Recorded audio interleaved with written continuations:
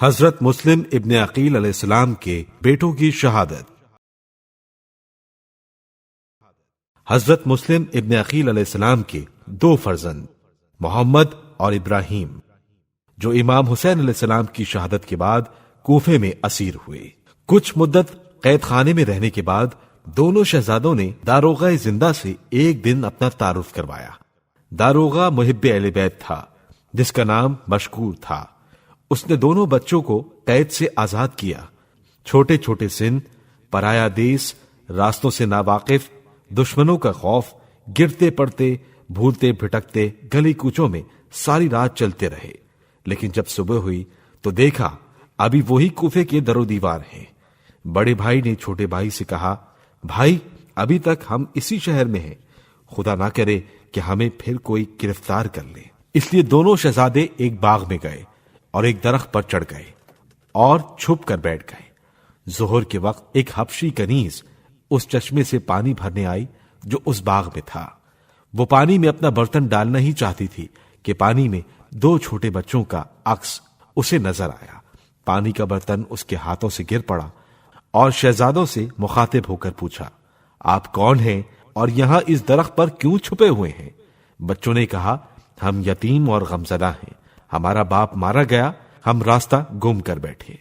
اس کنیز نے بچوں کو درخت سے نیچے اتارا، حال احوال دریافت کیا تو معلوم ہوا کہ مسلم ابن عقیل کے صاحبزادے ہیں۔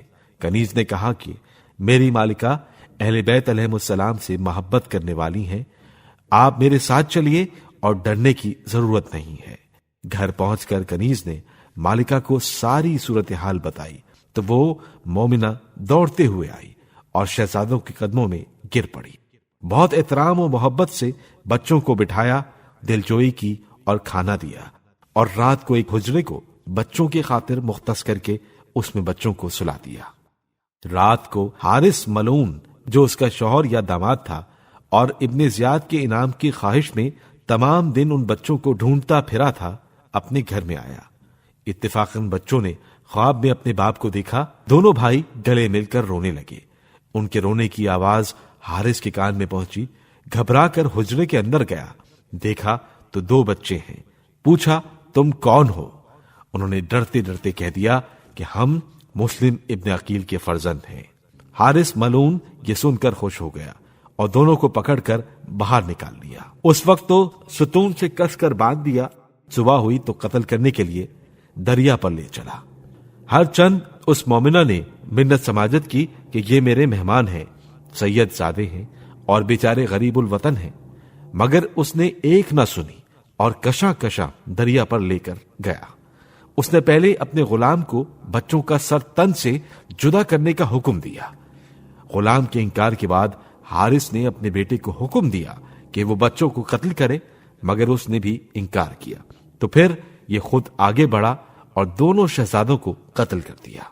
لاشیں تو دریا میں ڈال دیے اور سروں کو لے کر دربار ابن زیاد میں گیا۔ اس نے بچوں کی بھولی بھالی صورتیں دیکھ کر کہا، او ظالم، تجھے ان پر رحم نہ آیا؟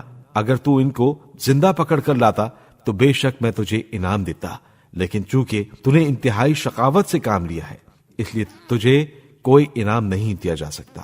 یہ کہہ کر ابن زیاد نے حارث سے پوچھا کہ قتل ہونے سے پہلے ان بچوں نے کچھ کہا تھا؟ اس ملعون نے کہا کہ ان بچوں نے پہلے مدینہ پہنچانے کی درخواست کی اور کہا کہ جتنا انعام چاہیے وہاں تمہیں دلوا دیں گے۔ میں نہ مانا تو انہوں نے کہا کہ ہمیں کوفے کے بازار میں غلام بنا کر فروخت کر دو۔ میں نے اس سے بھی انکار کیا تو پھر بچوں نے کہا کہ ہمیں زندہ ابن زیاد کے دربار میں لے جاؤ۔ جب میں نے اس سے بھی انکار کیا تو بچوں نے 2 رکعت نماز پڑھنے کی اجازت مانگی۔